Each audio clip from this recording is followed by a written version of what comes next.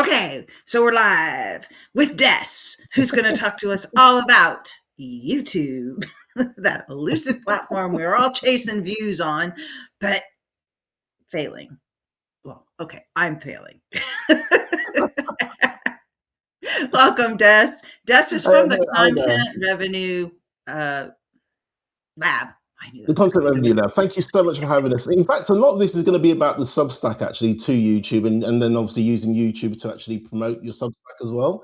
It was going to be a promotion. It was going to be a demonstration of YouTube uploading videos and obviously publicizing your Substack. But I had a conversation earlier with Jill, and she let me know of some new features that have come in with Substack that I was not aware of. So I've had to quickly change all my slides, change all my notes, research, and do all different types of things. So it's going to be really great. And hopefully Jill will chime in as well, because you know a lot more about this than I do.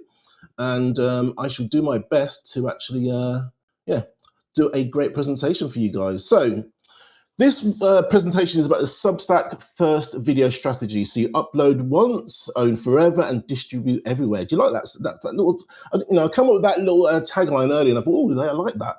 So we're looking at Substack in the middle there, and we've got YouTube, we've got LinkedIn, we've got Skool, and I can probably think, Jill's probably thinking to herself, oh, you can do more than that. In this presentation, that's what I'm going to focus on today. But you can actually do a lot more. You can obviously send it out through a podcast, many different other platforms as well. But in this presentation, we're just going to concentrate on YouTube and LinkedIn from your Substack. So what I basically put in there, we are moving from a paradigm of renting an audience attention to owning your creative real estate, okay? And we were just discussing this before we got on the call, weren't we, Joel? About the fact that when you actually publish content to these platforms like Instagram, like X, like TikTok, all those platforms, for example, you do not own them. Then they don't owe you anything at all, okay? Just because you upload there, that doesn't mean that they can't obviously take your account away, all right? So you always, and it's a safe bet to always put your content somewhere else. And Substack is a really great place for this. And again, we've just discussed this before, but Skool is also a fantastic place to upload your content. But in this particular presentation, we're going to talk about Substack because obviously it's a Substack community.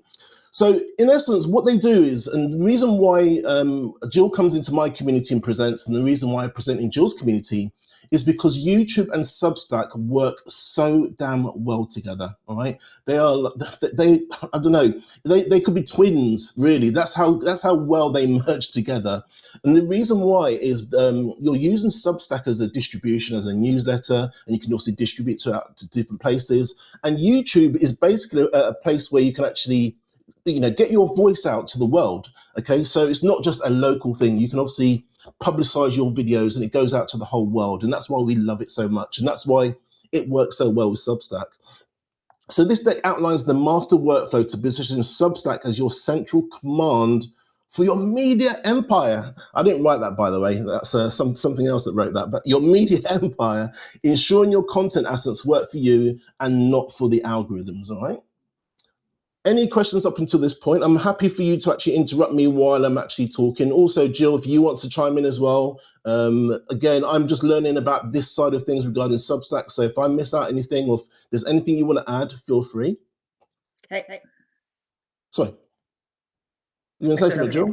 Okay, great. So the great migration, so from rented land to owned real estate. So rented land, let's say, for example, we're going to use YouTube as rented land. We don't own that platform. They don't owe us anything. When we upload 200, 300, 400 videos, when they close the account down, you do not have access to those videos again. They're gone. Just whoosh, they're gone. You do not have access to them. So hence the reason why it's always a good idea to have your assets. We're using videos as assets. Have your assets based somewhere else. And this is what's great about what I've just found out about Substack, and I'm just learning now, and Jill's been teaching me as we've been going along, is you can have it as your command center and then distribute it out to many different places. It's absolutely fantastic. So with rented land, you've got algorithm risk, okay? Things are changing. I just wrote a post in my community about the algorithm changing. It's huge. I haven't discussed it yet. I've been discussing it in my close circles, just trying to get a handle on what's going on. But in January this year, last month, there's a massive algorithm change and there was no announcement about it. So things can change pretty quickly in Instagram, in TikTok, and especially in YouTube. I think if you've had any experience of actually using YouTube, you know that the algorithm can change on a dime.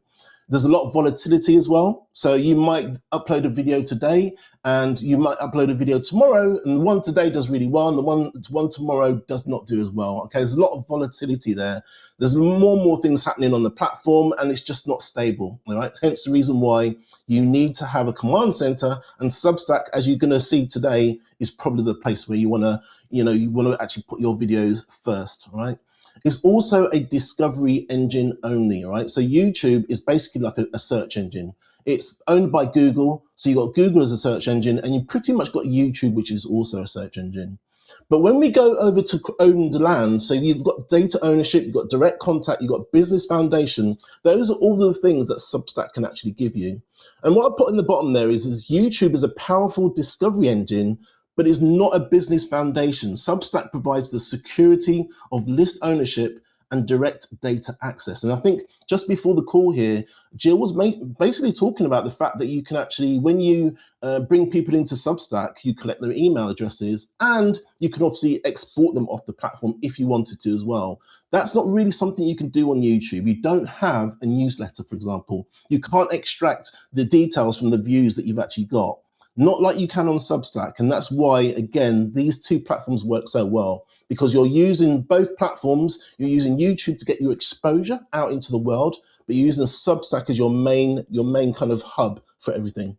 And ownership is only the hedge against algorithm fatigue. Is that something you wrote, Jill? I don't know if you've actually written that or that's just made that up. But anyway, it sounds good. So we're going to go with that. Ownership is the only hedge against algorithm fatigue. So the ecosystem. This was my presentation was different from this earlier, by the way. I actually had YouTube at the very front, and I was then on about talking about promoting to the other platforms. But again, having the conversation with Jill a few hours ago, she let me know what's really great about Substack at the moment. So I've had to switch everything around. So what we're doing is we're having Substack now, and I'm going to go to my Substack in a minute. We've got Substack as the vault. So that's the source. That's where you're going to upload everything that you can, right? Then what you're going to do is once you actually publish your Substack, you're going to do a few little things, which we're going to go into in a minute, and you're going to distribute to the likes of YouTube and the likes of LinkedIn, all right? And then from there, you can promote your Skool community. You can also promote your Skool community through your Substack as well, but just the ecosystem is easier to kind of see here in really basic terms. I don't want to confuse it too much. So in essence, what you're doing is you're uploading your master file to Substack. Now, when it says master file, we are talking about your video file. So when you finish your recording, you click on stop, you edit your video, for example, and then you basically download it from your editing platform. That generally is normally an MP4 file, okay? It can be many different files, but in general, it's an MP4 file. This is the file that you upload to Substack, all right? I'm going to show you my Substack in a minute and what I did today. The throughput is auto distribute to social channels. So you can automatically, as soon as you upload it to Substack, you can auto distribute it to the likes of YouTube and LinkedIn, which obviously we're going to just quickly touch on later on. But in essence, what most of you are here for is funneling traffic to your Substack, or if you have a Skool community, in essence, that's what you're trying to do as well. You're trying to funnel traffic to your Skool community. It can happen from Substack to YouTube. It can happen from Substack to Skool, and either way, again, if you've got a Skool community, you can promote your Substack, you can promote your YouTube, you can promote LinkedIn. All of the platforms that are now starting to work really well. But it all starts now, from today, with Substack. And even I'm going to have to make the change because I've been enlightened.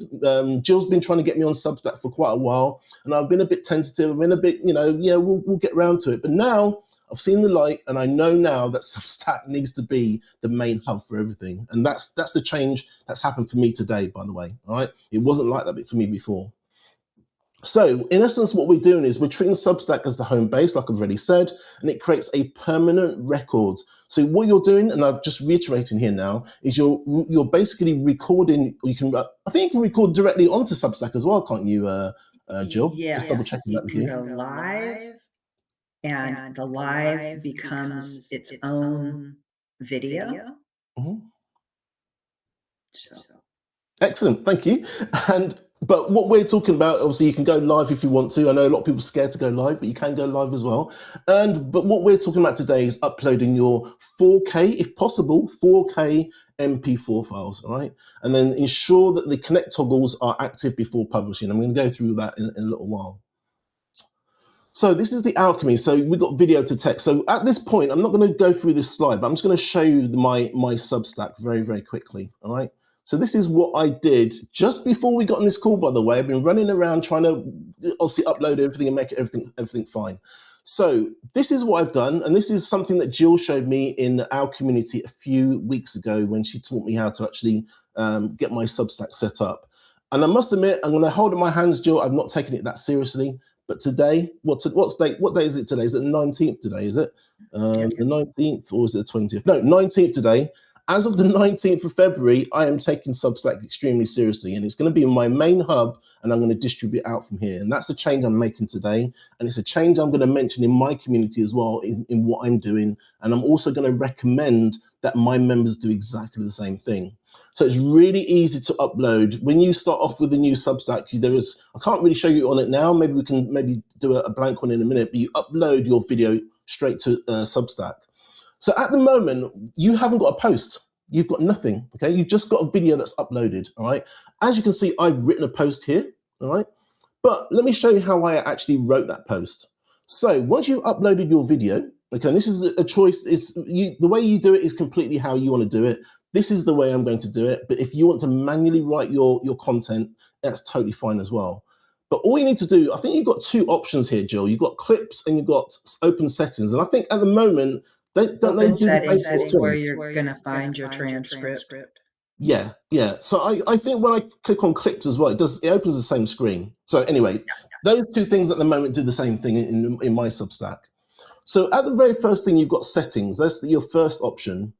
That's the uploaded video. It shows you the file size. And again, I can't speak to this. I don't have a podcast where we're going out on Apple and all the other platforms, but maybe Jill can maybe mention this for you. Sorry? Can you mute your window? My window? Yeah. Because you're looking at a different window. So I'm getting an echo. Just mute the window you're looking at. Let's have a look. Okay. On that screen that Des was just showing you guys, and he's going to get ready to show you where you can send that RSS feed off to your podcast. So add your audio to your podcast RSS feed. If you have a podcast section set up on your Substack, it will take your videos and automatically run them into your podcast, which is audio only. And once you're setting up your podcast, you'll have the ability to have it syndicated out to Apple and Spotify and a few other main podcast distribution hubs. This takes your video content to a whole new level. And creating a video post, which is what this is not to be confused with creating a text post where your video goes down into the body of the text. You want to create a video post for all of these assets to be available to you. So we just bumped your video production up to the next level. Okay, carry on. Thank you very much, Jill. Thanks for chiming in as well then, because I did not know that. And here as well, if you haven't connected, I think, again, Jill, you can actually connect these previously, can't you? So if you've connected these already, then will it still show up here? I'm not too sure. It'll say connected. Right, okay. And then when you post it, it will automatically go over there. But you need to talk about the setting up in YouTube to have it go private. Excellent. But if you haven't set this up previously, you can actually do it now. So if you're starting a new Substack and you've just uploaded your video and you want to write your post and obviously get it distributed to the likes of YouTube and LinkedIn, you can actually do it here now within the actual post that you're in the media settings. But what I did, and this is how I wrote my script as well, is I basically clicked on this transcript button here, okay? And what it does, it basically generates the transcript of everything I said in that video, okay? And then from there, I took that text, which you can basically click on these three little dots, and you can download a text file. So it's just a text file like this. All it has in there is text. It's got nothing else. And then you can upload it to your chatbot, like ChatGPT or Claude or Gemini, and you can ask it to write a post for you, all right? But I'm gonna come back to that. I'm gonna come back to that because this is how I'm going to start using mine with Skool. This is just again a precursor. So on the next one as well, and again, Jill, you can chime in whenever you want. You've got the clips section here as well. So what Substack actually does, it actually clips certain sections of here that where you can actually have it even in landscape mode, you can have it in portrait mode, for example. You can you can download those and you can distribute those also to the likes of YouTube and LinkedIn, all right? But And what I'm going to edit, if you hit edit, the edit button, you get the option to do the vertical fill or vertical fit on your. So right now you've got vertical fit. And then if you do vertical fill, it should change it so it'll squish it all down and be long. But because you're doing what you're doing is really more designed for landscape, it's better to just do the fit. Yeah, and obviously you can download it here as well. Yeah. Yeah, excellent. So what I'm going to start doing, Jill, in the way I'm actually going to start doing my videos and also using Substack is I'm going to do a teaser post, okay, from one of these videos. So this obviously it's in portrait at the moment, but I'm probably going to use one of these landscape clips. I can use one of these, okay, and I'm going to actually make a post in my community. All right, I'm going to do that first. Even though it's going to be uploaded to YouTube, I'm going to make a teaser post first. And this is something you don't have to do if you've got Skool community, but it's just another piece of content you can add to your Skool community. And it just, I don't know, we're all fighting to actually get into notifications at the moment. It's another thing that you can post that's great content, and your members then know that something's coming up. But what I did in order to do this, I basically got this transcript, put it into ChatGPT or Claude, whichever one it is. And the very first thing I did was I wrote this post here. So new video dropping in the community tomorrow. And this one's a little different. We're talking about claiming your digital real estate. This is just a simple post that I would actually put in my community, my Skool community. And then from there, I would use one of the clips from Substack, if I can get back to it. Yeah, I'd use one of these clips. I'll download one of these clips and then I'll post it together with this as well. So Jill, have you ever done that before? Are you looking to do that as well? Yeah, I'm looking to do that as well. And I'm just going to mention one other piece, and this has to do with YouTube, but you're all about creating posts over on YouTube. You can use the same content, do the same thing on your YouTube channel as your daily content post. So you're on about community posts, YouTube community posts. Yes, you can do that as well. Yeah, from that transcript. Yeah, so there's so much you can do. So yeah, that's basically what I did about, I don't know, half an hour ago. And this is what I'm going to start doing going forward. So as soon as we upload it to Substack, we're going to create this little teaser post. And you can actually publish the video in your community later on that day, or you can even do it the next day. It depends on your workflow and how you want to do it. But this is what I'm going to do. I'm going to basically post something in the morning, and I'll probably release it in the afternoon as the rest of the video in my community. You can also, as well, I'm saying do it on Skool. You can do it in any platform that you want, basically. If you've got a website, for example, you can also do that on your website as well. I've got Skool community, so it just makes sense for me to do it in a Skool community. So that's what I did with the actual transcript. But what I also did as well, I'm going to quickly click off of there, is from that transcript, I was also able to actually create this post as well. So this is my Substack post now. At the moment, I haven't written anything. All I've done is I've uploaded my video and I've just basically pasted my text from my chatbot into here. So this is my Substack article. And all I've done then, and obviously Jill showed me how to do this a few weeks ago, which is very kind of her. I've just added some nice little images in my little Substack. I've added some buttons, which you can obviously just use here. You can add a button here, so the subscribe button now, or you can add with subscribe with a caption.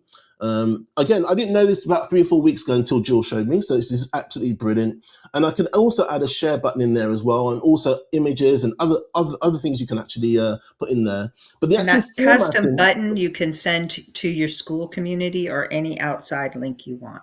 there you go, exactly. So this is the reason why now I'm taking Substack so seriously, because honestly, I wasn't using it before, but now I see the power of it. I'm definitely going to start using it.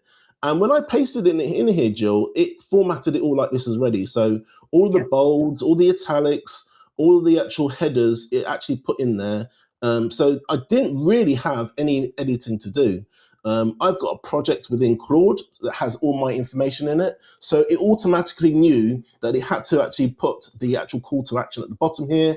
And my project already had my links in there as well, Jill. So again, the actual post wrote it all out, and I've got my links at the very, very bottom here already as well. So there's not a great deal that I had to do. So that's how powerful this is. And this is something I'm going to start doing for every upload now. I'm going to actually start using this to actually promote to YouTube, and then obviously vice versa on YouTube. And I'm going to come to that in a minute. Is there anything else you want to do? Sorry. I'm going to give you one more piece of advice, and that is to create a Pinterest pin that's to stick in here, and then link that Pinterest pin back to this post. Or so you can link it to your Skool community, or you can link it. Yeah, it'll be a dimension of a Pinterest pin. So this image could have really been that sort of dimension. And then I think you've spoken about it in another video, haven't you, Jill, that you could obviously get the actual Chrome extension for Pinterest, and then you can actually really easily just pin it with the little icon here.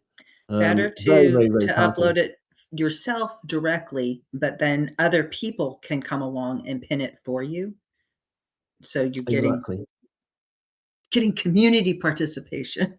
Yeah, no, exactly. So as you can see, as a hub, it's extremely, extremely powerful. Now, and personally in my community, I'm going to be telling them to do exactly what I'm doing now. The way I've actually done this, the way I've designed this, obviously, I haven't finished with it yet. There's still a few things I need to do. And obviously the pin thing, the example that you gave, Jill, is brilliant.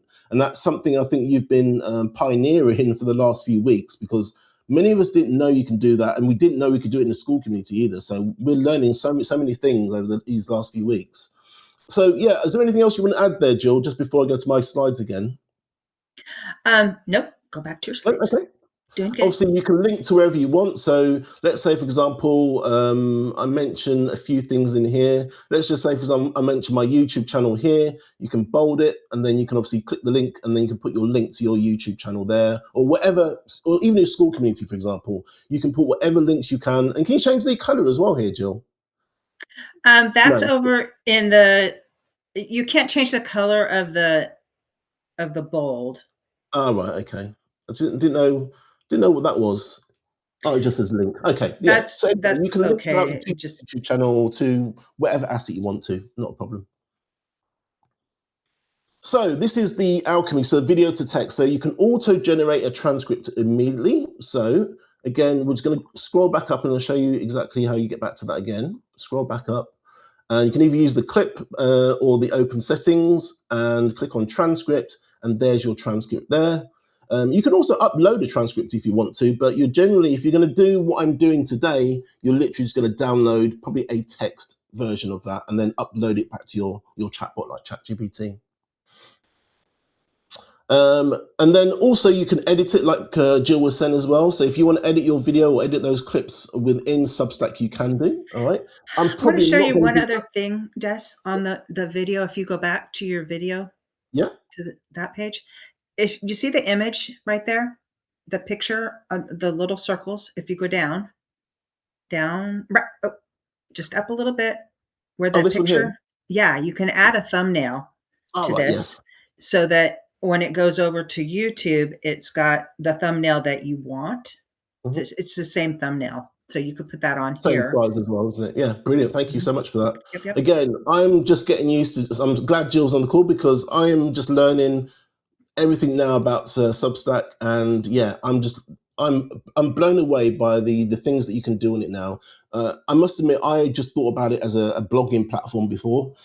Just like I've been educated by Tim regarding Pinterest, for example. To me, it was just somewhere where people uploaded their recipes or their gardening images. But I've learned so much over these last few weeks how to use these platforms, how they work together. And honestly, all of the platforms are now starting to work really well together. And the things that we're doing here now don't really take that much more time to do they, Jill? You can literally upload your video here, write your post, send it to LinkedIn, send it to actual, where else was it? To YouTube, obviously.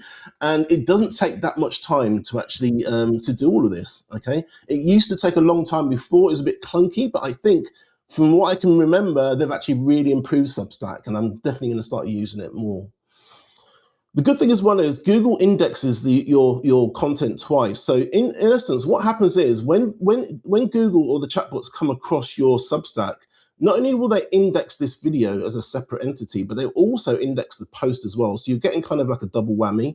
And they're also going to index your LinkedIn video. They're going to index your YouTube video, all based from this control center, which is Substack.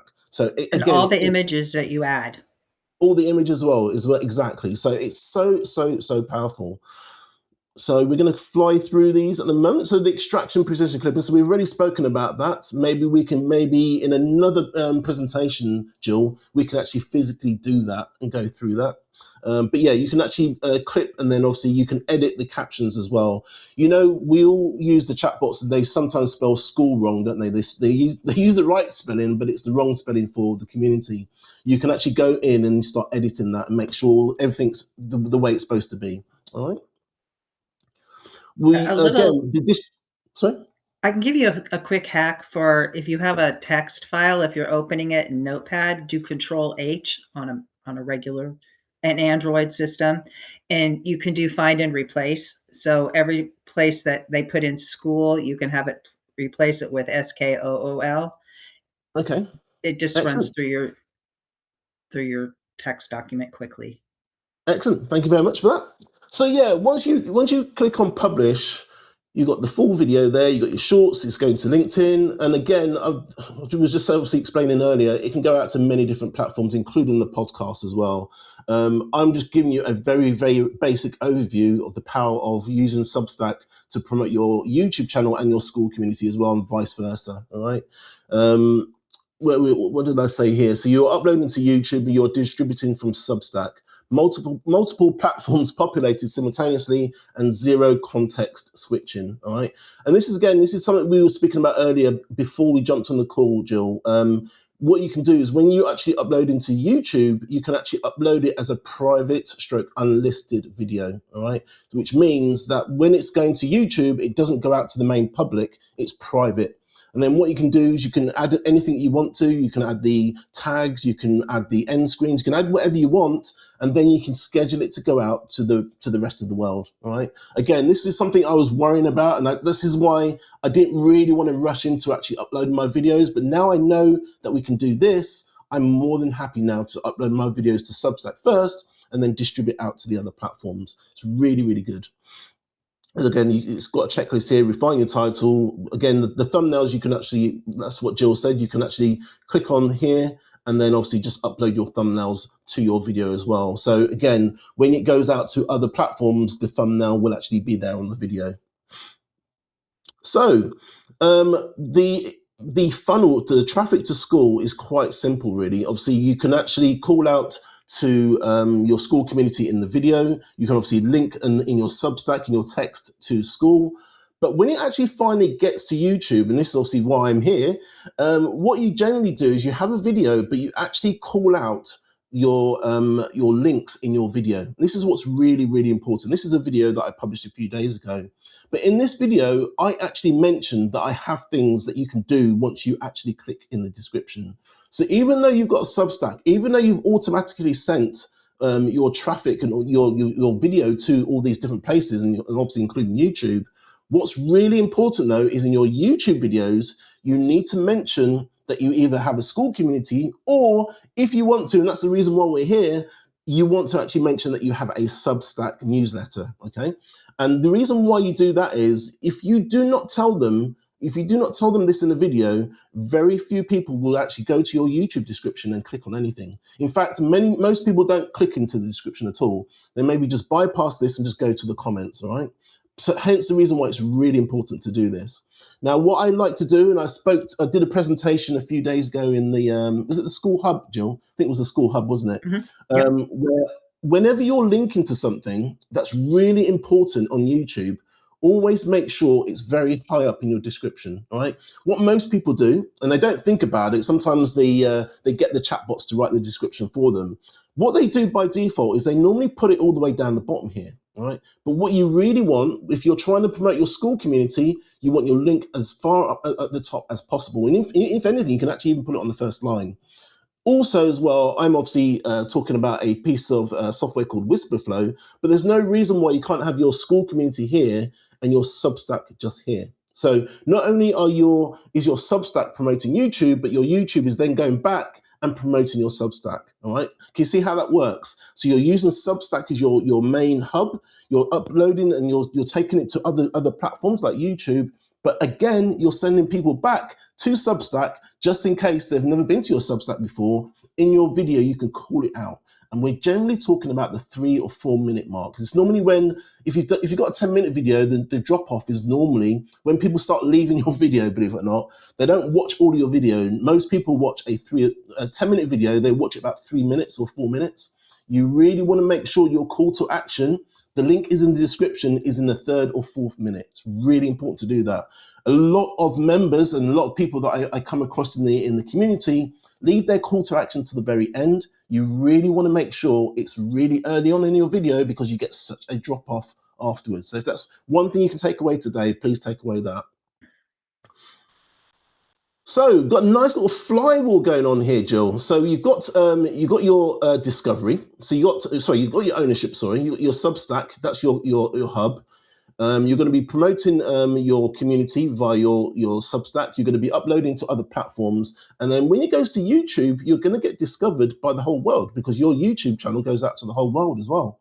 So it's a nice little flywheel. So in your YouTube video, like I said, you're going to be talking about your Substack and your Skool community in your video and telling them the link is in description. So it goes back to this flywheel. So it just keeps going. So as long as you keep uploading new videos, uploading it to Substack, sending it to YouTube, sending it to LinkedIn, do your podcast, for example, what Jill mentioned earlier, you have this nice little flywheel going. So if anything happens to any of those assets that you have, you've always got your Substack there in the actual background, all right? And I'm going through this very, very quickly, but if you have any questions, honestly, you can ask at the end, I don't mind. Sorry. Let me jump in here for just a second. Ooh. You can download your content. Everything that you have on your Substack, it's back upable. So you do own all of that stuff. It's just a platform that they make money when you make money. So it's in their best interest to get you subscribers and to help you have a paid situation, but you don't have to. And you do own your list, which are your subscribers, and you own the content. You can download it. If something happens to your Substack, you can create another one and just re-upload all your stuff so you're not starting from zero. Excellent. Yeah. It's not something you can do on YouTube, is it, Jill? You can't download, you can download your content, but if I don't know if you got struck off or they closed the account, you can't download any of that content anymore. So yeah, this is why it's really important to use Substack as your main hub first, because if anything happens on any of the other sites like Instagram or TikTok, for example, you've still got your Substack there that holds all your information and you've got access to actually download it as well. So again, very quickly, SEO supremacy. So you're leveraging your double indexing. So you're indexing the video, you're indexing the actual text on there. And obviously if you're using the clips, they're going to get indexed as well. You can use clips to tease the paid Skool experience. So like I said to you before, I'm now going to start actually posting a little mini post in my Skool community with a short video that's clipped from Substack, by the way. And I'm going to put it in there and it's going to be a new post. And then I'm going to have that come out in the morning. And then my full post with my new video will go out in the afternoon or in the evening. That's basically how I'm going to start using it from now on. So again, I've just mentioned that it's your home base, and maintain consistent messaging that Substack is the HQ where the real conversation happens. And always as well, you've got your metadata there. So always optimize your titles. I'm sure if you go into Jill's community, she'll always talk about optimizing titles, descriptions, thumbnails, making sure all your keywords are actually shoved right in there, because the platforms like the chatbots, for example, like Google, are actually reading all that metadata as well. So you make sure you've got all of that in your Substack and in your videos and in your images. So action plans, you've got some homework, guys. So connect your YouTube and your LinkedIn accounts and any other accounts to your Substack. Obviously, you can go into the settings for that. And then what I want you to do, and if you're into actually creating content and you're into actually making videos, is post one video a week and use the native video post feature that you've got on Substack. So you want to upload to Substack-first, and then as we've just shown in this demonstration, you literally just, again, schedule it out to different places. And then invite your email list to your Skool community as well. And again, maybe Jill can maybe speak more about that. I haven't used that feature, but yeah, you can actually use your Substack to actually reach more people and actually obviously tell them more about your Skool community if you have your Skool community. So ownership is not a goal, it is a practice, and you need to start now. I said to Jill today, I wasn't taking Substack very seriously, but I am now, because I can see the power of it, and hence the reason why I've completely changed my mind on the platform. I am now going to start using it to upload all my videos on there first, and then distribute out to the other ones. And maybe we can do another call at another time as well, Jill. So a little bit about me. My name's Des. Most of you know who I am. I've got a community called the Content Revenue Lab. It's a free community. Unfortunately, it's for over 40s. So if you're under 40, it's not for you. No, only joking. Anybody can join it. It's fine. But we are specifically having people over 40 join the community. Not because I want to exclude a lot of young people, but we do not have a bro culture. There's no like you can earn £100,000 a month, or we don't have any of that at all. This is just real people learning real strategies in order to actually monetize their YouTube channels and also the other social channels as well. I've put a QR code in there. You can obviously see this, and I've basically given Jill these slides as well. So in the replay, if you're watching this, you can, if you don't know who I am, or you're struggling to find the link, I'm sure Jill's going to put the link in her post. But if it's not there, you've got a nice little QR code just there. But yeah, honestly, go back to Substack again. I did this post here. Forget about the video for a minute. It's an hour video, it's kind of a live stream I did in my community. Forget about the video for a minute. This little short post here that I'm going to make for my Skool community, and the actual text that I've actually put into Substack probably took me in the region of about 10 minutes to do. So it doesn't take long at all. And obviously, if you want to write out manually, you can do that as well. It's just, I said to Jill, this is something I'm probably going to do to repurpose my content. I'm not really going to be using it because I don't have the time to actually manually write everything out on a Substack. But there's no reason why you can't do that. So yeah, other than that, that's it, guys. That is the end of the presentation. Thank you so much for listening. Thank you, Jill, for having me here. And obviously, if you've got any questions, I'm happy to answer any. And obviously, Jill will as well. This has been amazing, Des. And I have a couple things to add to this, in that Substack is for growing an email list, but you can also upload your email list that you might already have to Substack and invite them to become subscribers to your Substack.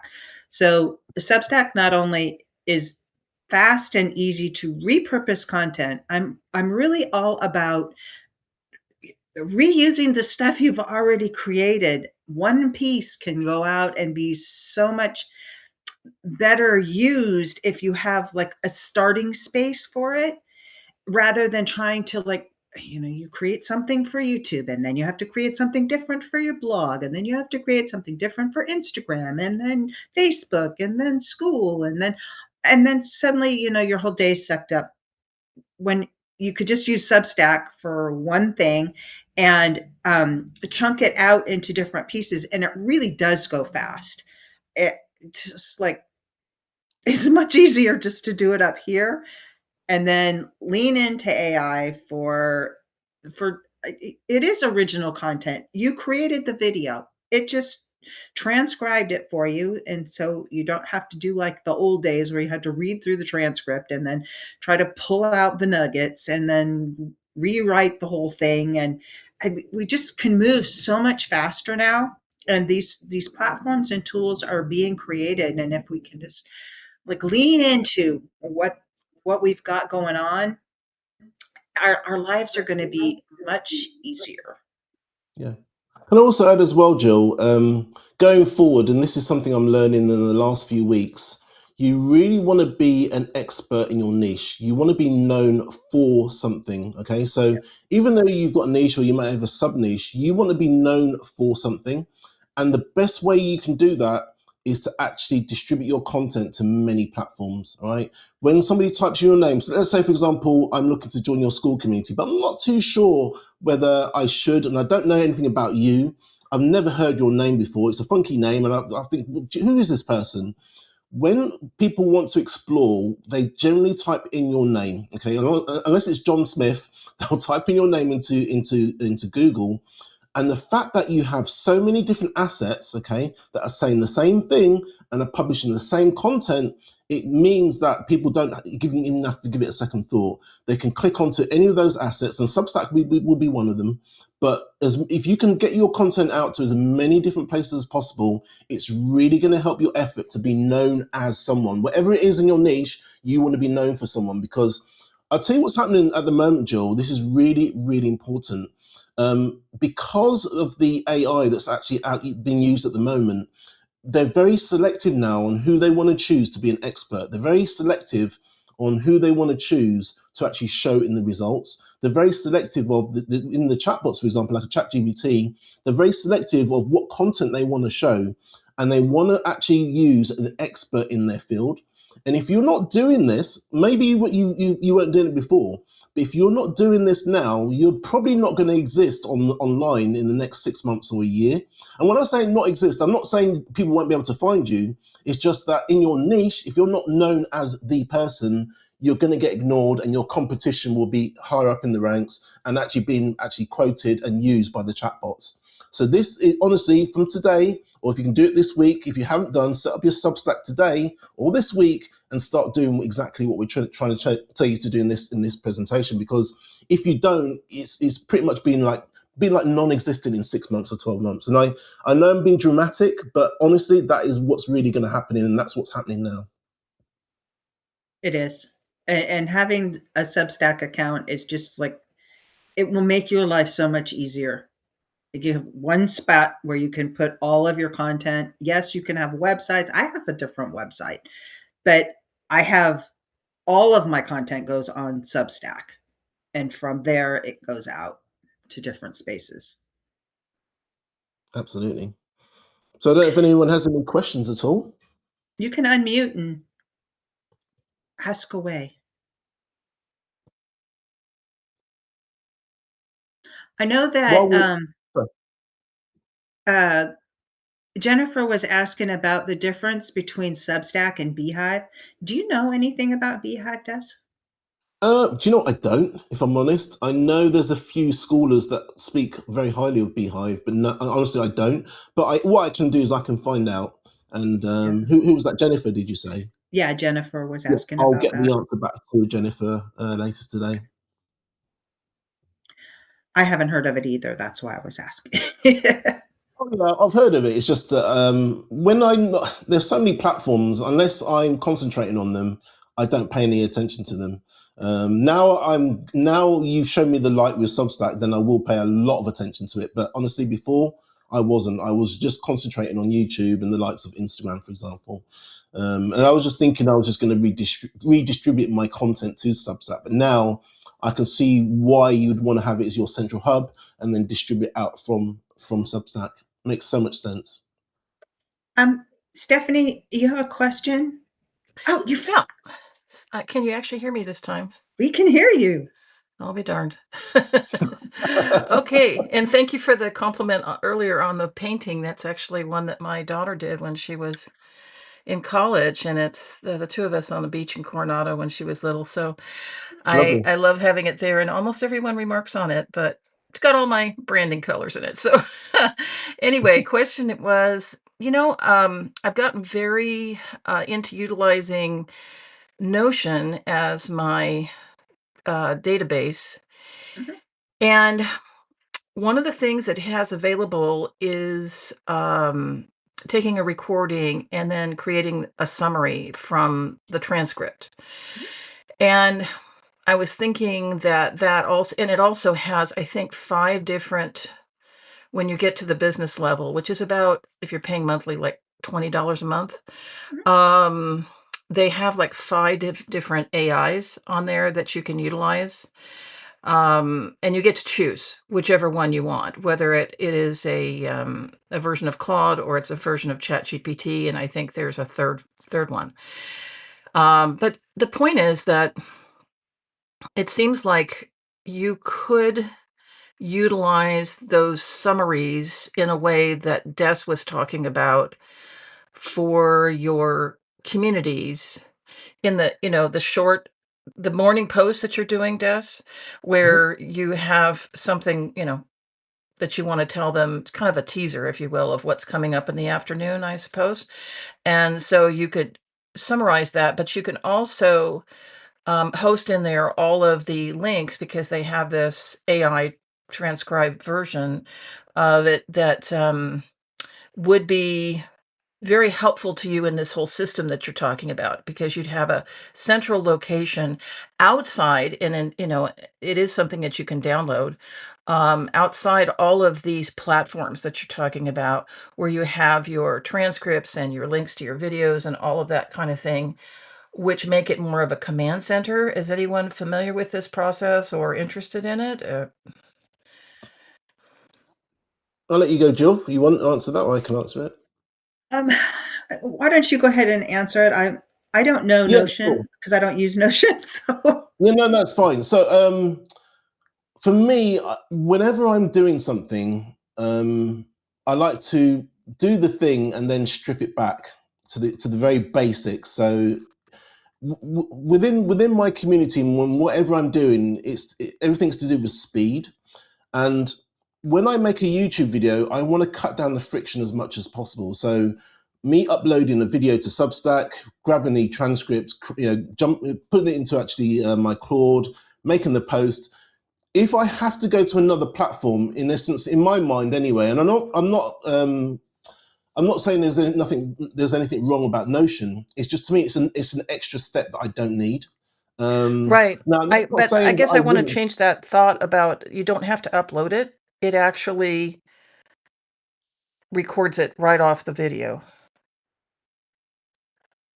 Like, if you're playing the video live, it will actually record it live. Right. Okay. So that I friction suppose is you. somewhat removed is what I'm saying. Yeah, I suppose that what I do. Well, this is what I generally do before this presentation today. As soon as I finish editing my video, I obviously upload it to YouTube. I schedule it. I add all the bits, and it's done. I'm like that, and then I can send it out to different places if I want to, with the likes of a piece of software called Opus Clip. I suppose I'm struggling to think why I would actually add Notion into that, for me personally, anyway. And I'm I not think it saying would it's. replace Optimus in her flow. Because from what I think I'm hearing from you, Stephanie, is that you would use it to actually record the video. You can do that, or if you have a video that you've recorded, um, it will transcribe it for you. You can either well, the point is, though, that everything is there in one place where you have your CRM, your whole content calendar, your business planning, and all of that. And I guess I'm not really here as a Notion representative. I'm just saying, maybe it might be a worthy step, because then you get to see the big picture of how everything interacts. And so Yeah, you it's a have good this idea. ecosystem, if you will, that you're creating, that you guys are talking about, which I love. And you do want to keep the friction to the absolute minimum, but this can help you with the AI integrated into it, being able to see the overlaps and the threads that maybe you wouldn't be seeing if you were looking at it from above. I'm not Yeah, certain if I'm being very clear here, but no, it's you are something being I'm clear. I'm looking to experiment with, so I can keep you Yeah, posted. to be honest with you, I'd be happy to experiment with it either. I mean, to be honest with you, I'm happy to experiment with any platform. If it's going to make my life a lot easier, it's going to make my life the things that I do more efficient. One thing I won't be doing is adding things in for the sake of adding them in. But Right. if it's truly valuable to me, and like you said, you can kind of see how it all works and the whole CRM section of it, that I can see how that'd be quite helpful, Stephanie, definitely. And Yeah, you now can that you've actually mentioned it, I will let's say probably. you have a one-off offers. I mean, I know you can do this probably because I do have a Substack. I just haven't utilized it in a year, but I know you can sell things from Substack. But let's just say you have a one-off offer and the person is shy, doesn't want to join Skool, is shy of joining anything like that. You can actually set up your offers on a Notion page and offer them there too, Mhm, and have them processed through your whatever payment paywall you're using, Stripe or whatever, mhm. and have it linked back and have everything go through so that you have your email list hosted there and so forth and so on. So I just wondered if having, and I guess my Actually, question is, Substack does all that stuff for you. yeah. Do you have a besides Substack, a command central, like, does somebody use ClickUp or Monday or anything like that, either one of you, that you found to be really helpful with that type of thing? For full disclosure, I use Go High Level, but Okay. I don't have to. I could set the whole thing up, everything that I'm doing. I have Go High Level because I have a podcast that is when I'm really active with it, I'm doing a lot of episodes a week, and I have a system for for getting my guests through, interviewed, and then get their podcasts up and out. And for that, I lean heavily on Go High Level. But for the most part, if you are selling things, you can create a sales page on Substack and on Skool, quite frankly. Um, You can connect your Stripe account, so you just have a URL that leads them to your sales your Stripe account or your PayPal buy now button, whatever, um, on Substack, on a page or a post. Um, Pages don't get picked up in the app on the phone, uh, so if you have it as a link at the top on the menu, it you won't be able to see it on the app on the phone, which is why posts are better for that sort of stuff. But if you're trying to kind of hide it so that only certain people will find it, then I would definitely say use a page on Substack Okay. or do it in your classroom Yeah. And answer the on question Skool. as well, Stephanie, I use a piece of software called Airtable. Oh, So yes. Yeah. yeah, so I basically use that as my kind of my command station on mainly for Skool, really, when members come in, and I can kind of move things around and set automations up in that software. So, but I will definitely look into the Notion thing. I have used Notion, just not in the way that you're describing. So it's definitely something I'll look at in the next few weeks. Yeah, Yeah. and take a look. Airtable's really good, and I've also had make use of ClickUp because it has more of Sure. that reminder function that's in it, of things that have already been standardized, and it works out that way. But I was curious because it seems to lend itself to this concept that you all are evolving, which is this ecosystem between all of these platforms and outlets for our content to kind of cast a wide net and Mhm. make it more easily manageable, perhaps. But yeah, I love this idea. I think that this is so wonderful to not have to constantly create content for separate platforms, but to be able to um, focus and narrow down our energy and therefore our impact. And I want to thank you both so much for this. Yeah, no problem.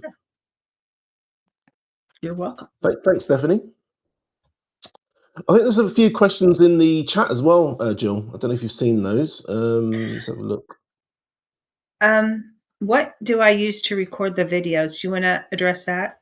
Tracy's asking that question. You can pretty much use anything to record your videos, even just your phone. If you're starting on YouTube, you can just use one of these, a phone, and just download it. You can either upload it to the cloud, or you can basically share it. Yeah, you can basically use anything. That's how I would get started if you're looking to get started. You can go live on Substack, which will also help you get subscribers because they push lives out. You can record on Zoom. You can record on StreamYard. You can record on Riverside. You can record anywhere. You can just record on your computer. Your camera has a record feature for video. Yeah, absolutely. But the one thing I will say is what's really good about these is they record in 4K. So that's kind of the best quality that you can kind of get regarding some of the tools and the way you can upload. So yeah, that'd be my recommendation. If you want to get started, definitely just start using your phone. A lot of people use the excuse that they haven't got equipment, but I think most people have got a phone. So yeah, get started with one of those. Well, I'm assuming, you know what they say about people who assume, but I'm assuming most people have a phone. So yeah, use one of those. Go ahead, Tracy. I just want to ask, so like for doing longer form videos, do you think it's better than to use my phone? Because I was really looking at what software I wanted to get on my computer to do the recording and editing. And so that's kind of what I was going to do that on my laptop because it seems like it's just an easier setup. And I need to get one of those mirrors for my phone so I can use the back camera because I've been using the front. And that's probably, that's not the good camera. So I'm just trying to figure out like what my best process for actually doing the recording is. And that's been a little bit of a hang up for me.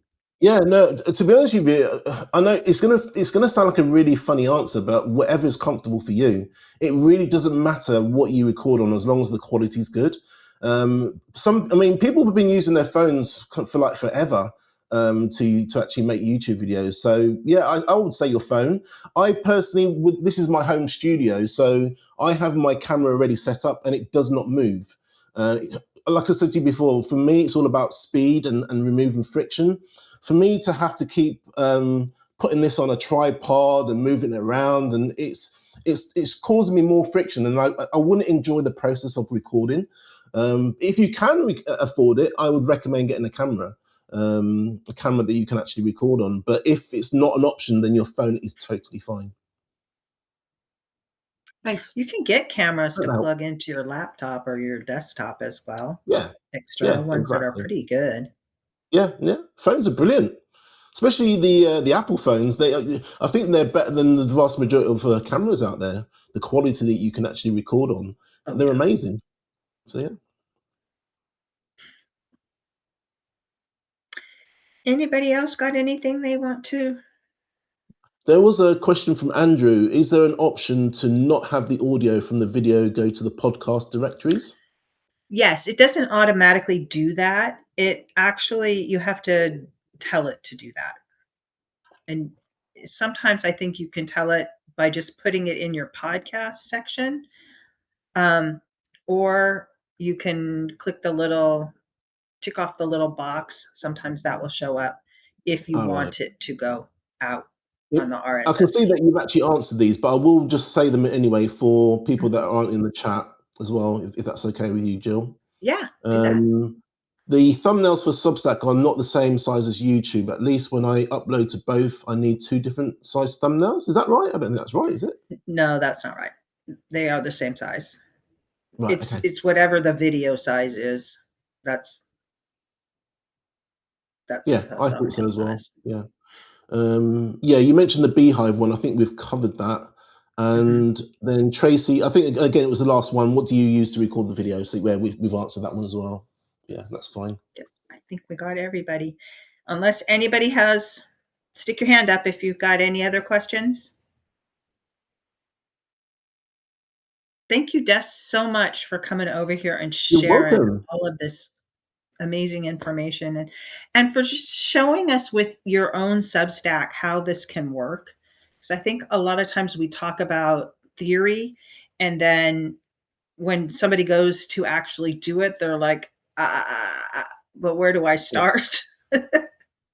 And Yeah, it's so easy to use. I mean, it's going to get easier. I mean, I don't obviously know as much as you, Jill. Probably will never know as much as you, but it is so easy to use. I mean, you helped me get it set up within an hour, and once it's set up, to actually obviously to make your posts and to distribute is so damn easy. It's ridiculous.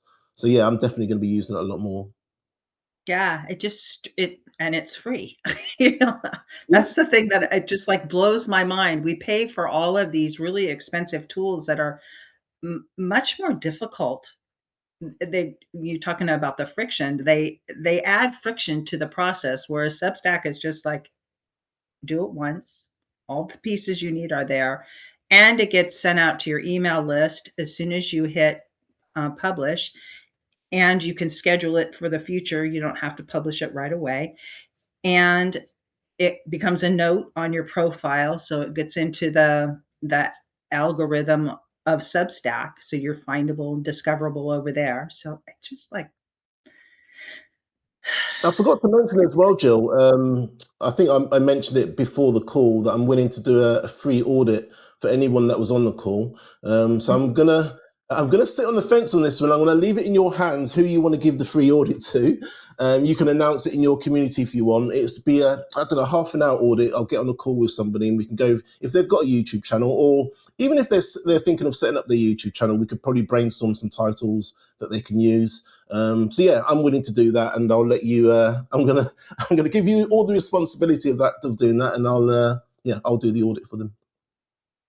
okay, so what we'll do with that is I will post this replay, and then everybody who comments on it in the community, I'll put all of your names in the hat. Excuse me, and we'll go live and we'll have a drawing. Okay. Excellent. See what I did there? I pushed it over to you, Jill, to sort that out. Yeah. So, but no, honestly, Down on the friction. Yeah, it's something that I'm happy to do, and I do it every day anyway. As people come into my community, we give an audit of their channel, like a mini audit anyway. So yeah, anyone that even if you're not in my community, I'm happy to do that. It's not a problem. Yeah. So we'll put it all up in the community, and I'll post about it in your community too, and I'll post this over there so your people can see it, and we'll put everybody's name in the hat, and then we'll go live. I'll invite you to come live with me, and we'll do the drawing. Yeah, whenever. This is my second home now, Jill, so I'm going to camp out here. You get used to seeing me. Good. I love it. Thanks again, Des. And thank you, everybody who's joined us today. And we'll catch you over in the communities. Take care, Thank you so much. Thanks, guys. Thank you very much.